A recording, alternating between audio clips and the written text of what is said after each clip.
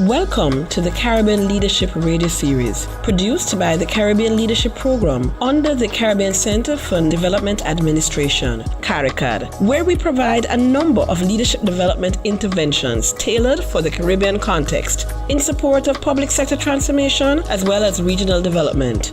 In this Caribbean Leadership Radio Series, we will be discussing a range of leadership issues within the public sector context which impact our national and regional development in the Caribbean. The Caribbean Leadership Radio Series, where Caribbean leaders discuss Caribbean leadership. Here's your host, Dr. Lloyd Parks. In today's program, we are going to be looking at the role of the Caribbean Center for Development Administration, a regional institution under CARICOM that has as its responsibility the support of public sector transformation in its 17 Caribbean member states. And we are delighted to have none other than Mr. Devon Rowe, who is the Executive Director for the Caribbean Center for Development Administration, acronym CARICAD. He joined CARICAD in 2016 after an illustrious career in the public service of Jamaica, where he held a number of senior level appointments, including Permanent Secretary in the Ministry of Local Government, Community Development and Sport, Commissioner of Customs, Director General in the Ministry of Finance, and his last appointment in the public service is that of Financial Secretary. And he has held a number of board appointments in a number of public sector companies. Mr. Rowe, it is indeed my pleasure. Thanks for having me. Mr. Rowe, for the average Caribbean national, what is CARICAD? CARICAD is an organization of CARICOM. It has existed since 1980, and it was set up to improve the administrative effectiveness and efficiency of the public service with the intent to improve economic and social transformation. It executes its functions through a number of activities to improve the public sector, such as organizational capacity assessments, strategic planning, HR development plans, training and improvement of governance systems. And more recently, because I've come to CARICAD, we have been looking at public financial management planning. Not public financial management in itself, which is done by other agencies within the Caribbean, but public financial management planning, which is akin to the method of strategic planning. There have been this debate. We are paying and supporting all of these CARICOM regional institutions. What is the value that we are getting from our tax dollars supporting institutions such as CARICAD? Why is this institution needed? Well, if you think about the stage of development of all our Caribbean countries, you can see that they vary in capabilities, capacity, and we are attempting to ensure that all public sector or all government's administrative machineries can work effectively. You will, of course, recognize that the state plays a critical role in development, and the effectiveness of the state, the systems that it uses, and also the governance arrangements that are in place can improve the operations of the public service so that the citizens can benefit from more effective delivery, transactional costs of the private sector can be reduced, and overall the competitiveness of the countries can be enhanced. I will put it to you that by virtue of the work that we do, we could over time see an improvement in the doing business rankings if the technical assignments that we do, the work that we do, is embraced and implemented the way it is intended. We should see competitiveness and credibility of the state improving across the region. Since 1980, I know that CARICAD would have worked on a number of policies, initiatives, etc. What would have been some of the major accomplishments and contributions of CARICAD to the Caribbean region over these many years? Well, I don't know where to start. It's a wide cross section of activities, from hurricane recovery planning to assisting the development of cabinet offices across the region, to advice to ministries of the public service, helping with the institutionalizing of public service commissions in some parts of the region. There have been a wide cross-section of issues or activities that CARICAD has done. But I think in recent times, the more important activity that we have done is the creation of a charter for Caribbean public services. Mm-hmm. And that charter for Caribbean public services was done in an attempt to streamline the processes of public sector transformation around some important pillars which are essential for public sector transformation. And public sector transformation is actually being done in the 17 countries that we serve across the Caribbean. And so we thought that having this charter would help with streamlining processes and also creating a common basis for execution. Before you get into more about the tenets of the charter, public sector transformation, why is that important for Caribbean public services and indeed Caribbean societies? You know, I was in a country about 2 years ago, and I was asked a question: if public sector transformation is really the loss of jobs, and my simple answer was, if there are ways that we can do things more cost effectively, more speedily, so that the citizen has a benefit, if we can bring down transactional costs to the private sector, should we not do it? So it is an attempt to improve efficiency and effectiveness of the public service so that it can provide services better to those that we serve. On that note, we're going to take a very short break. Please stay tuned. The Caribbean Leadership Radio Series, where Caribbean leaders discuss Caribbean leadership. Across Caribbean public services, there is great demand for transformational leadership to create an environment that fosters innovation in public service delivery. But how do you know if your organization has this enabling environment? Grounded in research, the Caribbean Leadership Project has developed an enabling environment assessment. This provides a wide range of strategies and actions to help take public sector organizations and regional institutions to a higher level in enabling transformational leaders. To find out how you can use this assessment to foster and inspire purpose-driven leadership, to build leadership capacity for action, encourage collaboration, and support the achievement of results, visit us at www.clptoolkit.org and contact us at info@caribbeanleadership.org. Let us help your organization learn, network, succeed.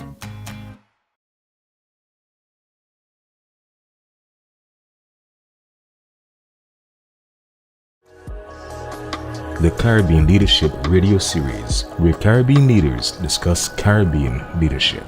Welcome back to the Caribbean Leadership Radio Series, and we have with us Mr. Devon Rowe, Executive Director of CARICAD. We have been talking about the charter for the public service that CARICAD has developed and is implementing. Mr. Rowe, continue to tell us about this charter. What are the central tenets of this charter for public service in the Caribbean? Well, first of all, we are working towards having a citizen-oriented public service, which is responsive, results-driven, resilient, and sustainable. And it is built on 6 core pillars, which are governance, accountability, openness, standards, capacity building, and modernization of legislation. Yeah.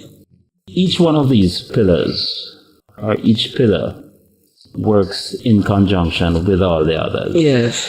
If any of the pillars are missing, it creates a problem with the Like the pillars of a house. If all of them aren't in place, the house will collapse. Correct. Like the columns that are in that house, if it's not there, then that house is going to collapse.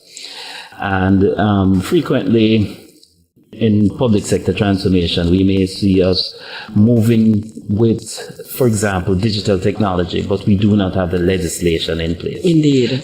So therefore, we should have modernized the legislation so that the technology that we're putting in is appropriate, it's legal, it meets the needs, it satisfies the requirements of good governance and ensuring accountability. In addition as well to, we would need to see the capacity of the public servants improve to use that technology. Yes. And in addition as well to, by virtue of having this digital government arrangement in place, we should see us meeting the standards that we have set for service delivery, for example.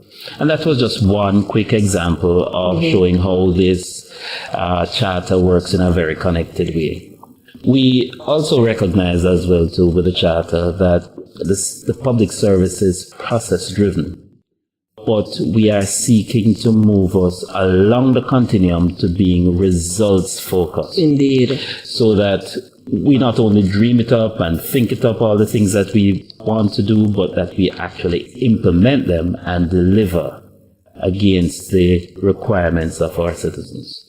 We put it in place as well to ensure that we have a common standard across the Caribbean against which countries will operate. We recognize as well too that countries are in different stages of development, and some countries may be ahead of others, and as a result of which it creates an opportunity for good peer-to-peer learning to take place, country-to-country learning to take place, because the smallest country in our region could actually have systems that are appropriate for larger countries and would have had experience in implementing them that would be beneficial to other countries. And as a result of which the need to recreate the wheel in regards to public sector improvements can be eliminated, because the wheel may actually exist already in one of our 17 countries. And so the Charter in and of itself is an attempt to harmonize public sector management across the Caribbean, bearing in mind and taking account of the variation in government systems and approaches, but to create within each of those public sectors some core principles against which public sector management can be executed. Grenada, even before the charter was fully finalized, they actually used the charter to craft their public sector transformation agenda and plan with some measure of success. So using this charter and the implementation guide that goes along with it, how will member states benefit? Well, I believe that you will see, as I've been mentioning, that transactional costs will fall to the private sector, that service delivery will be improved. I believe as well too that the systems for accountability ought to be more deeply entrenched as well too. And I think we will develop a public servant who is more attuned to the issues associated with governance, accountability, the need for modernization of legislation and greater openness in operations. I want to speak to one issue here very quickly, and it is the fact that HR capacity development is going to be critical for the sustainability of the public sector now into the future.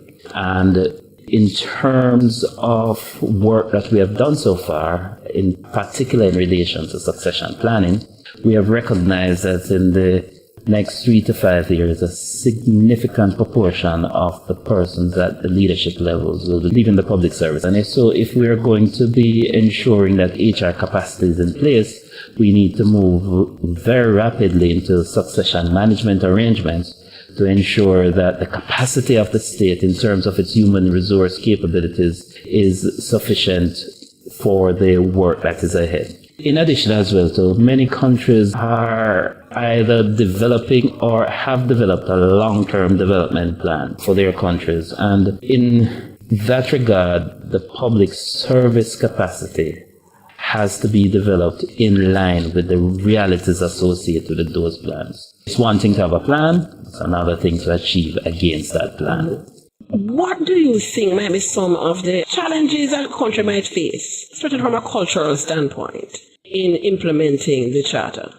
I think that the The comments that we received during our deliberations on the charter in the countries that we went to, and also, in fact, our ministerial meeting that endorsed the charter, there were some points raised. And amongst those points raised were having the public service and the political actors working together along the same path. Some persons indicated to us that there could be political interference in some areas, but where politicians have a short term, they're always anxious to get things moving and going. And so therefore, there is that need for relationship building. And balancing the perspectives. Correct. In addition as well to, we believe that there is need to ensure that budgeting is associated with transformational efforts. We also believe as well to, and I just mentioned it about HR capacity. HR capacity is going to be critical. Succession management and planning is going to also be very critical. But also as well too, we have to recognize that public sector transformation is a fiscal issue. And so therefore, the fiscal arrangements of countries also have to be taken into account as well. You're listening to the Caribbean Leadership Radio Series. We're going to take a short break, but we will be right back. Stay tuned. The Caribbean Leadership Radio Series, where Caribbean leaders discuss Caribbean leadership.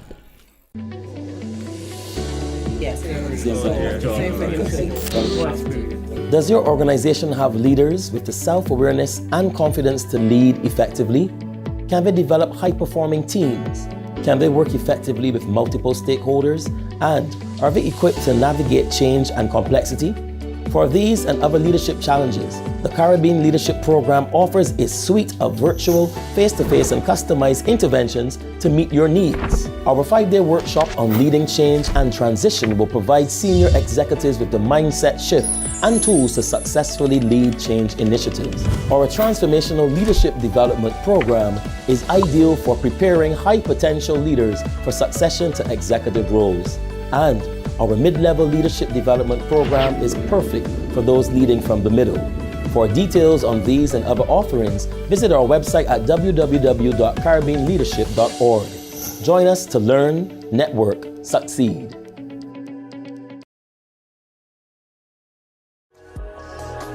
The Caribbean Leadership Radio Series, where Caribbean leaders discuss Caribbean leadership. You're listening to the Caribbean Leadership Radio Series. Today's topic, we're looking at the role and function of CARICAD, and we have with us Mr. Devon Rowe. And we've been talking about the Caribbean Charter for the Public Services. And Mr. Rowe, I also know that in addition to the charter and the implementation guide, CARICAD has also developed a public sector transformation assessment tool and toolkit to go along with the charter and the implementation guide. Please tell us a little bit more about this assessment tool. We call it PSTAT. And what should countries take into account if they're going to undergo this assessment? Well, firstly, as you correctly indicated, PSTAT is the assessment tool against the charter. Countries are in public sector transformation, but some do not have as structured approach as we think is necessary. And as a result of which we developed the PSTAT, which is a diagnostic tool that looks at each pillar of the charter. And just to repeat them, that's governance, accountability, openness, legislation, capacity, and standards. The PSTAT tool does an assessment against each area of the charter. And the charter itself is broken down into several subcomponents and even further subcomponents. Yes. There are about 50 subcomponents, let's call them that for the time being, against which we have developed a tool which has over 200 questions. It's really a self-assessment, and we intend to train the countries to utilize the tool, and they do that self-assessment. But it has to be a very honest assessment. That will tell them where they are in the continuum from not started to very advanced. And by virtue of being able to make that determination and to score themselves, they will be able to see exactly where their deficiencies are and the steps that are required to ensure they can put in place the corrective action. So let's say, for example, we're using legislation from 1960, let's say. it would not have taken account of the technology advancements that we have made, or even in fact some of the realities that have been imposed on us through absence of governance and accountability. And so clearly we would need to improve the legislation to take account of these new realities. We're in a different world than we were in 1960, and as a result of which this PSTAT tool gives us an opportunity to assess where we are and to identify the corrective steps that are needed to place us at a point on the continuum towards real transformation. One of the things that I find particularly fascinating about the PSTAT is when you look at our member countries, yes, everybody is doing public sector transformation, but there does seem to be an absence of real diagnostics to know exactly where are we at and exactly what are the areas we need to be focused on in terms of any national public sector transformation agenda. And so I think the PSTAT gives that opportunity not to have a knee-jerk reaction to say, oh, we need more efficiency, we need more effectiveness, but to be more targeted in knowing where we're at really and truly, and therefore where are the areas we need to prioritize. In fact, it will allow us to develop a plan for implementation which is adequately sequenced, and something that you can take to a Ministry of Finance or to a Cabinet Office to say, here are these things that need to occur. And here's a timeline associated with some of these actions. Here's a sequence in which they need to occur. So therefore, budgeting is more properly aligned and attuned to the work that needs to be done. Because at the end of the day, it's the economy and the citizens that benefit from the transformation of the public service. You mentioned that this is a self-assessment. Just give us just a brief description of what will be involved. So country A, member state, wants to undertake this assessment. What would they have to do? Well, first of all, we would offer training in the tool in and of itself, and we would ensure that they are competent in the use of that tool. We would want to ensure that each question they answer on the tool, they have the objectively verifiable indicators to prove that they are very clearly in the level that they have selected. In addition as well to, we would offer a service where we would come in, have discussions with them and work with them through the observations that they have made to determine what steps are necessary next. This is not a tool that will allow country comparisons. This is actually a tool that allows you to compare yourself in year 1 with where you are in year 3 with where you are in year 5. So it will allow each country to see the progress that it has been made towards transforming its public sector. And finally, just share with us, what is the vision for CARICAD going forward? You have developed the PSTAT, the Charter for Caribbean Public Services, and a number of other services and products. You are going to be taking on the Caribbean Leadership Program in very short order. What is the vision for CARICAD going forward? What can we look forward to? Well, you have hit on some of the key things that we're intended to do going forward, but to package it neatly, what we are intending to be is the go-to place in the Caribbean for public sector development. And we will be doing that against our mandate, which is to improve the administrative effectiveness of the public sector within the Caribbean. The public sector in the Caribbean will have systems, structures, processes, laws, but importantly, it will have people. And we are going to be focusing on the people. In order to do that, we recognize that we won't be able to necessarily do it all here in CARICAD. And so we're building relations with the Latin American Center for Development, the Central American Center for Development, the African Association for Public Administration, and others, to extract from them those activities that have been best in class or good practice in our own operations for our people within the Caribbean. And in addition as well too, we will also be taking best practices from the Caribbean and sharing it with the world. If we are even to think about the future of work, we need to be thinking about where that is going and how we need to prepare the public service for that with the infusion of robotics and artificial intelligence, digital government, and so on. It is putting CARICAD in a place that it can prepare the public service for 21st century government over the next 50 years, which is, I think, maybe outside of my lifetime if I don't get on a healthy diet and start exercising some more. But it is providing a basis where we can see beyond our own lifetimes for the state in the Caribbean. Mr. Rowe, I want to thank you so much. And if you want to learn more about the various services that CARICAD offers, please do visit their website. Thank you so much, Mr. Rowe. Thank you, and come again. You've been listening to the Caribbean Leadership Radio Series. Please check with this station for other episodes in our series. To learn more about the Caribbean Leadership Program, please visit our website at www.caribbeanleadership.org. Thanks for joining us.